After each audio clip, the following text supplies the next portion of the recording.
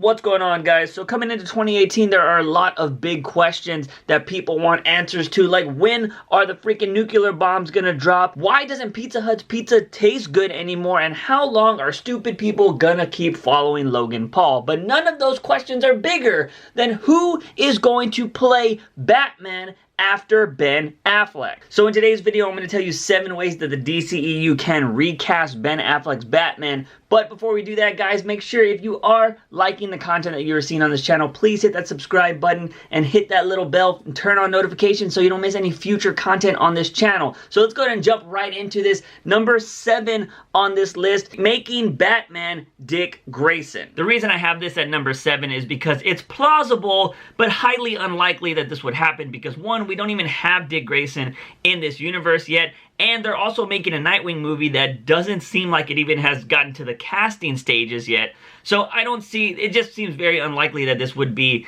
what the road they would go with.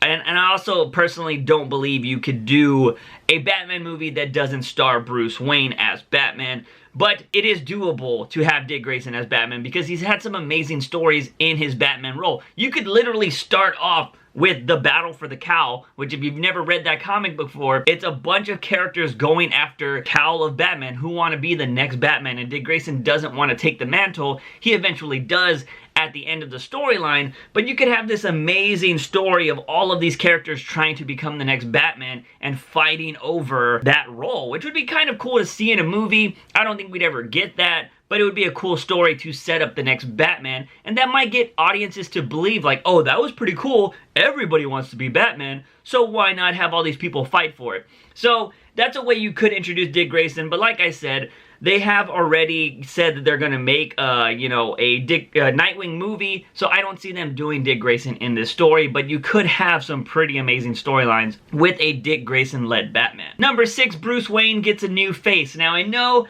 this is kind of weird because, one, he's going to get a new face no matter what because they're going to cast a new actor. But, I mean, in, like, the series, in the DCEU, he gets a new face. And I know this probably should have been my number 7, but since I know they're making a Nightwing movie, I know for sure Dick Grayson Batman just isn't going to happen. So I felt like this one was a slight little itty-bitty hair above Dick Grayson being Batman.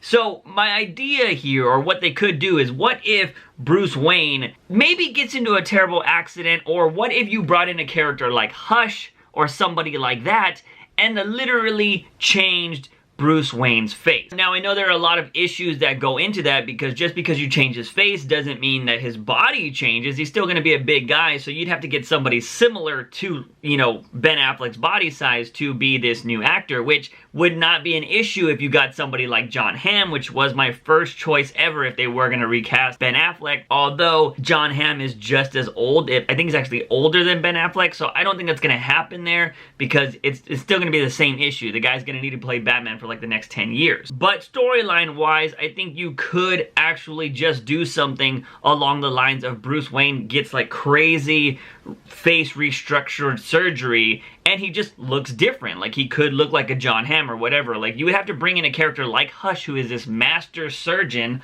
somebody that just comes in and messes up Batman somehow, ruins Batman's face, throws acid on his face or whatever. And then with all of the money and technology out there, he has to reconstruct his face, and it's redone into the new actor. I know it's super far out there, but you could do something along those lines because it's been done in the comic books. Do I really think they would do that in the movies? Hell no. I don't think that would happen, but it is something they could do if they were like that keen on, like, we gotta change this actor, he's totally gonna look different. We need something that would make kind of sort of sense in the movie universe, and I think, you know, surgery could be something. Hell, there's a movie out there called Face Off that is really awesome, by the way, that has Nicolas Cage and John Travolta literally switch faces and they look the same, and it's totally viable. So if I could believe it in that movie, I'll totally believe it in a comic book movie as well. Number 5, a Batman from Another Earth. Now, I'm not a big fan of this idea because you would have to use the multiverse from the Flash TV show, where it seems like they are a little bit more loose with the rules of the multiverse than the way the comic book is. Basically, in the TV TV show, it seems like you can change your name and your face in that universe. Whereas in the comic book, Bruce Wayne is always Bruce Wayne. He's not always Batman, but he still looks like Bruce Wayne and his name is Bruce Wayne. Now, he could have died at a young age, or he could have grown to be really old and not been Batman. There's a bunch of different variables like that, but Bruce Wayne always looks like Bruce Wayne. The TV show, on the other hand, doesn't seem like it follows those rules, and, you know, a person can change their name and face, it seems like, and I definitely ranted about it in my season 2 finale of that show a long time ago. The biggest issue here would be, why is the Batman on our Earth going away? Did he die? Something happened to him? Like, that's the only thing you would need to figure out. And then talking about why this other Batman would leave his Earth. Maybe his Earth is destroyed, his Gotham is destroyed, and he can actually come to this Gotham and make a difference. So that would be the biggest hurdles with this idea, but it would be pretty simple. If you're just stealing another Batman from another Earth,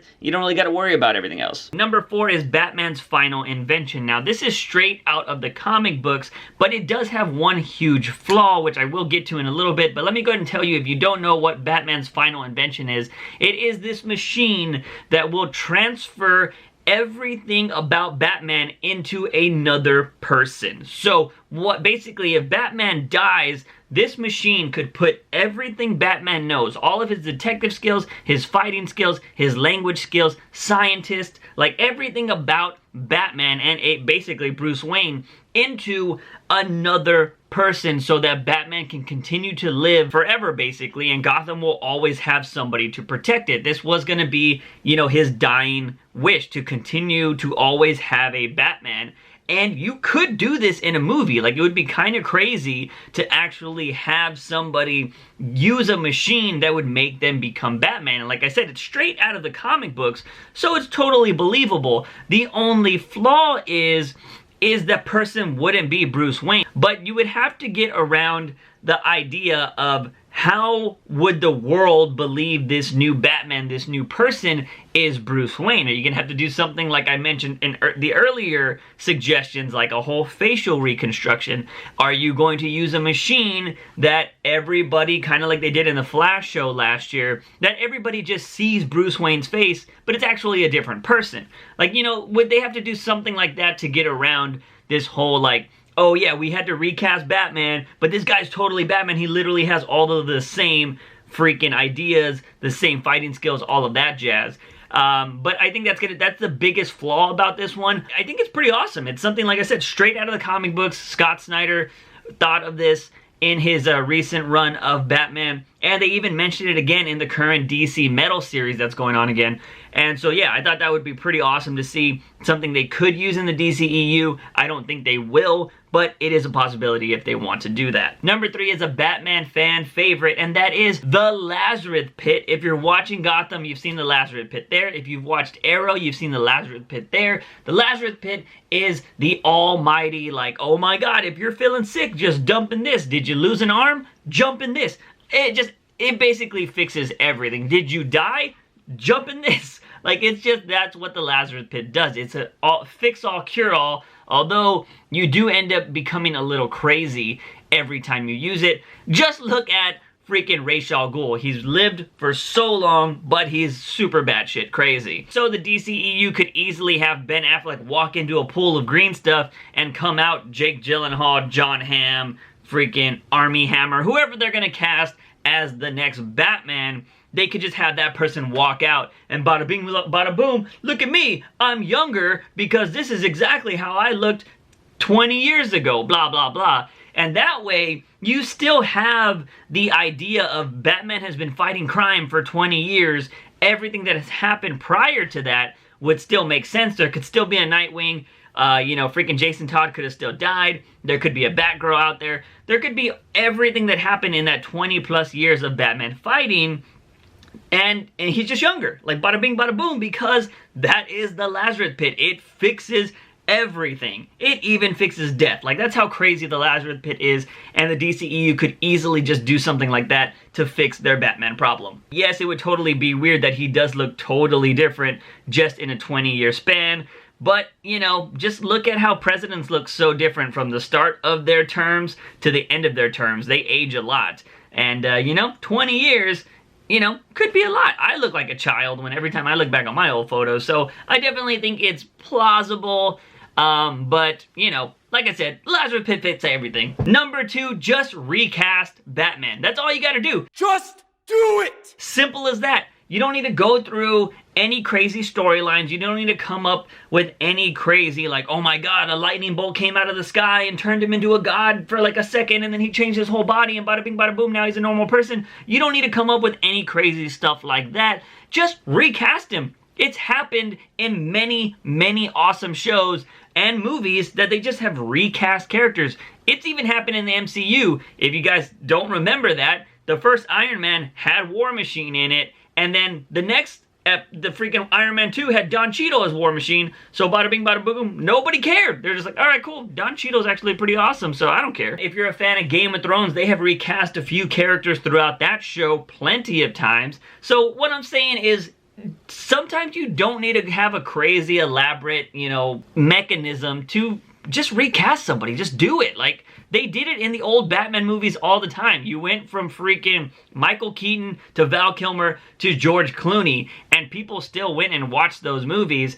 So you know what? Sometimes you just gotta bite the bullet and just recast and move on with your day. The number 1 option is going to be Flashpoint, and I think that's no secret. I think a lot of people have realized since they announced the Flashpoint movie, this is their way to get around the whole Ben Affleck thing, because they can use Flashes traveling through time or changing the timelines, doing all of that jazz.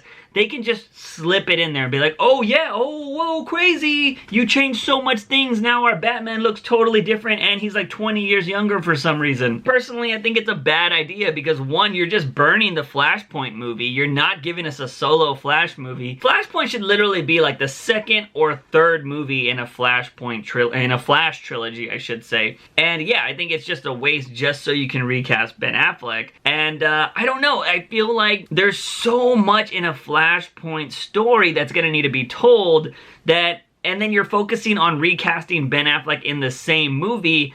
I feel like it's just a disaster waiting to happen. So yeah, I do think this is going to be the option that the DCEU is going to use to recast Batman to a younger star, somebody in their mid-30s, early 30 range, so they can ride a wave of Batman movies for the next 10 years or so. And there you have it, guys, 7 ways the DCEU can recast Ben Affleck's Batman. If you are a fan of the Flashpoint idea, make sure you do stick around for future videos, because I will be talking about 5 reasons why Flashpoint is a good idea and a bad idea, so make sure you stick around for that. Or you can just check out some of my older videos on this channel right here on the screen for you. Go ahead and just give them a click. But as always, guys, I'm your host, JUICEbox. Remember, when you wake up in the morning, ask yourself something. Have I had my daily dose of juice? See you guys next time. Bye!